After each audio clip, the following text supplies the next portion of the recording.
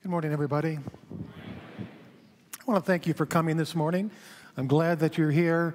I feel extremely grateful this morning to be a part of your spiritual family. This is Easter, and Easter has many different meanings. One is a time of new beginnings. One is a celebration of the resurrection of Jesus Christ. I was talking to my cousin Ozzy this week, and I just out of curiosity asked him what the meaning of Easter was. Because Ozzy's a Lutheran. My whole family are Lutherans. None of them go to church, but by God, they're Lutherans. So I asked him, I said, Ozzy, what's the meaning of Easter? He says, well, Jesus was crucified. They put him in a cave. They put a big boulder in front of the cave. On Easter, the boulders moved away. Jesus came out. He saw a shadow, and there were 6 more weeks of winter.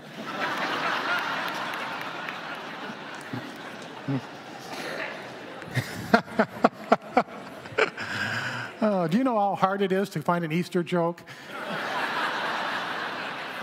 There was just nothing funny about the day. So all week I've been thinking about what am I going to say this morning.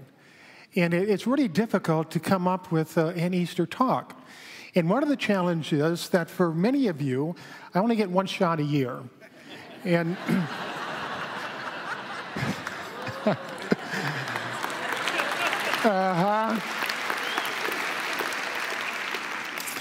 so the impression you leave with today is going to stick for a whole year, and that puts a lot of pressure on. But as I was contemplating this, all of a sudden, an idea began to sizzle within my mind, and it came forward with the brilliance of a shining star.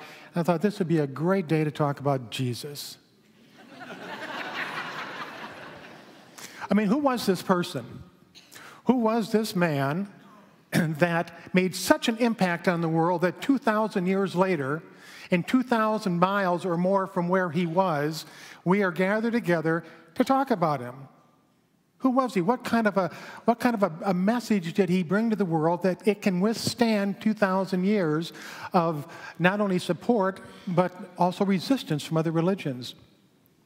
Now, throughout history, there have been great ideas that have absolutely changed the world and dramatically changed the way we live. You know, the discovery on how to make fire was one of those. Then there was the invention of the wheel. The discovery that the earth wasn't flat. And then there was electricity, automated vehicles. We split the atom. We learned how to harness electricity. We developed nuclear energy, the internet. All of these things have changed our world, but none of those discoveries or none of those inventions are nearly as great as the message that Jesus brought to this earth. It is transforming, it is life-changing, and it has the power to change not only your life, but to change the world. The thing about it is, Jesus' message was so simple that it was profound. Now, you wouldn't think that because over the ages it's been cloaked by religion with garment after garment of dogma and doctrine and creed and do's and don'ts and sins and unworthiness and heaven and hell, that the message has kind of gotten buried under all this other religious stuff. But when you take all of those garments away and you look at the true message, it is really one of simplicity. It rests on 3 things. The first is Jesus recognized that life isn't always easy. There are problems, there are challenges, there are setbacks, there are defeats, there are disturbances, there are disruptions, there are even devastations that we go through. Life can be difficult. The road isn't always straight and isn't always smooth. The second thing he realized is that people have more potential than they realize. You know, a lot of times something will happen to us and it'll knock us down and we stay down because we don't think we have the potential to get up and move forward. He said the human potential is much, much greater than people realize, and there is nothing in life that can defeat us. There is nothing in life that can permanently deprive us of our happiness and our good. There is nothing in life that can hold us back from moving forward. So life can be tough.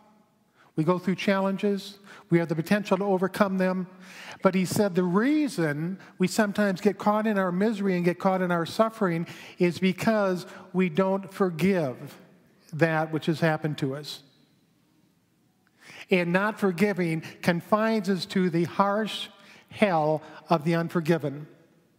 And everybody here knows how difficult that is, to live with something that is unforgiving. It torments us. It eats away at our spirit. It depresses our life. So he said, you're going to run into challenges and problems. You have the potential to overcome them, but the first step is you have to forgive.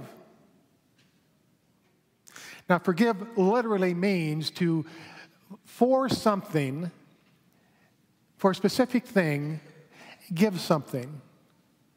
Give a specific thing. For peace, give up conflict. For love, give up hatred. For confidence, give up fear. For well-being, give up ill feeling. For something, we give up something, and that is forgiving. Whether we're forgiving anger against another person, whether we're forgiving guilt and shame of the past, whether we're forgiving fears of the future, we are for something good. We are giving up something that is not good for us. So let's see how this framework, how Jesus' message, how his ministry played out in the final days of his life. Palm Sunday, he rides into Jerusalem.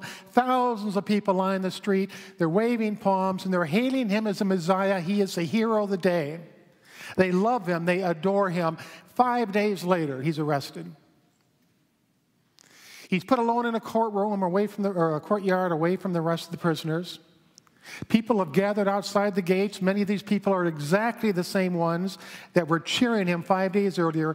Now they're gathering outside the gates to make sure he's crucified. As he looks out, he sees angry faces and he hears jeering voices. And he must wonder, where's my support? Where are the friendly faces? Where are the looks of concern? Where's my mother? Where are my brothers? Where are the disciples?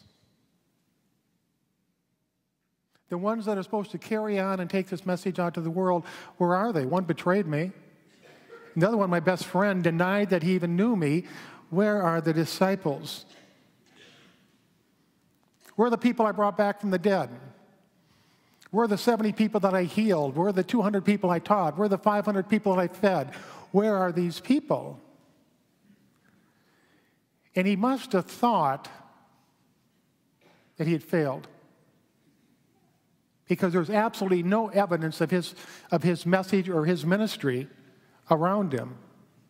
He must have thought, I have failed. I was given this terrific message, a message that can transform the lives of people and transform the world. I was given this divine inspiration, and yet there's absolutely no sign that anybody really got it.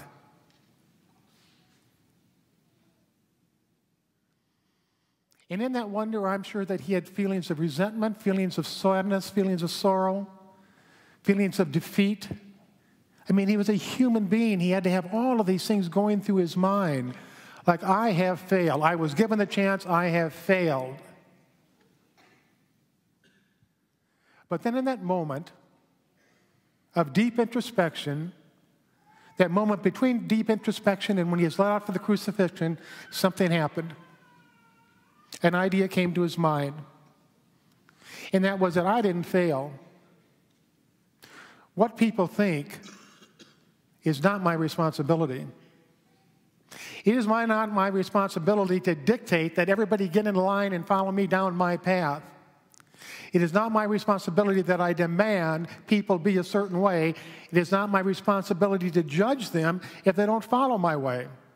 That's not my responsibility. My responsibility is simply to present the message, so it's there, so it's available.